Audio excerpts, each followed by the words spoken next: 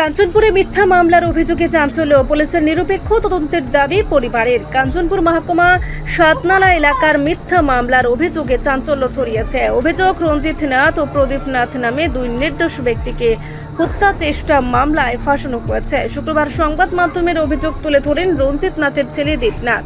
তার দাবি, দুর্গাপুজোর দশমীর রাতে রঞ্জিত নাথ ছিলেন স্থানীয় চৌরঙ্গি ক্লাবের পুরস্কার বিতরণী অনুষ্ঠানে, আর প্রদীপ নাথ তখন ছিলেন পানিসাগরে। তবু তাদের বিরুদ্ধে মিথ্যা মামলা রুজু করা হয়েছে। ঘটনার প্রতিবাদে স্থানীয় ক্লাব সদস্য ও এমডিসি থানায় লিখিত অভিযোগ জমা দেন। তাদের দাবি, একটি সম্পূর্ণ উদ্দেশ্য প্রণোদিত মামলা এটি। দীপনাথ প্রশাসনের কাছে নিরপেক্ষ তদন্তের আবেদন জানিয়ে বলেন, যদি দোষী হই শাস্তি মেনে নেব, কিন্তু নির্দোষ হলে যেন ন্যায় বিচার পায়। এখন নজর কাঞ্চনপুর থানার তদন্তের দিকে। সত্যি কি নিরপেক্ষ তদন্ত হবে? এই আজকে আমার বাবার নামে ফলস এলিগেশনটা উঠছে, এর লাগে আজকে আমি মিডিয়ার সামনে ব্যস্ত হয়েছি। এটা আমি পারতাম না, আমি কেমনে বুঝাইতাম। কত হয়েছে কি, আমার বাবা এরকম কোনো কিছু করছে না, ফলস এলিগেশনটা উঠছে। বাবা দশমীর দিন রাত্রে আমরা ক্লাবে, সুইমিং ক্লাবে 6টার থেকে রাতের 1:30 অবধি আসলো। থাকার পরে আমরা আমার ভাই কুটুবর্দা তাইনোর অ্যাক্সিডেন্ট হয়েছে। আমার ভাই বলতে ওই সাততলা বাজারে প্রদীপ বর্দার আপন ছোটো ভাই অ্যাক্সিডেন্ট হয়েছে। এটা আমরা শুনছি না, এটা পরদিন সকালে এটা আমরা শুনছি। শোনার পরে তো আমরা কিছু হয়েছে না, আমরা নর্মালি চলতাম। এরপরের দিন আমরা জানি যে এটা আমার বাবার নামে বলে কেস করা হয়েছে বালা কথা। এরপরে আইসে থানা পুলিশ, আমরা বাইরে আইসে।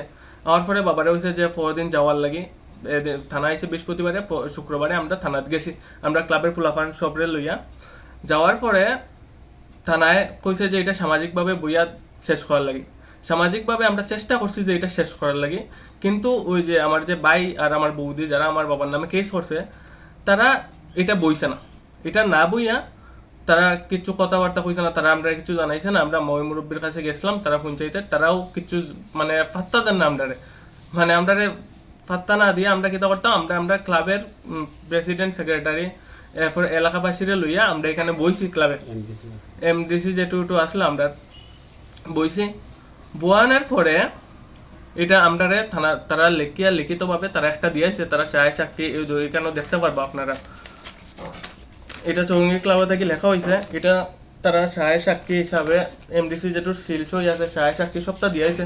দেওয়ার পরে এটা লইয়া থানা যাওয়া হয়েছে। তারা যেমন এটা রাখতে রাজি হয় না, যেমন তারা অন্য এরকম করে আর মানে আর কিছু হওয়ার নাই আমার। এটা যাতে তদন্ত যাতে সঠিকভাবে বিচারক, যে আসামি যদি আমার বাবা তারা যদি কইয়া থাকুন, মারিয়া থাকুন, বা যেও মারিয়া থাকুক, যদি আমার বাবা তারা দোষী, তাইলে নেন দড়িয়ে আপনারা। আর যদি আমার বাবা তারা যদি দোষী না হয়, তাইলে তো আর আপনারা সঠিক তদন্ত করুন আর সঠিকভাবে বিচার করিয়া ওইটারে করিয়া দিন। কিন্তু আজকে যে ওই যে ফলস এলিগেশনটা যে উঠছে, তাতে কিন্তু আমরা বেতালা কষ্ট হয়। রাস্তাঘাটে চলতেও আমরা বেতালা কষ্ট করে চলতাম। মানুষে কয়, এই তোমার বাবাই সাইন দিয়ে মাথা ফাটাইছে, আর একজনের পেটের মধ্যে শ্বাস হয়ে গেছে। মানে একদম মিশামিশি কথা। মানুষ বাজারও যাইতে পারি না, আমরা লজ্জা লাগে এখন।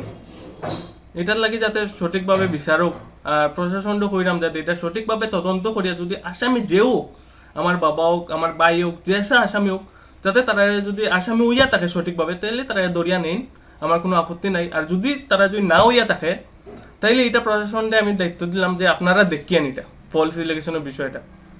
ঠিক আছে, নমস্কার। রিপোর্ট সংবাদ প্রতীক্ষা।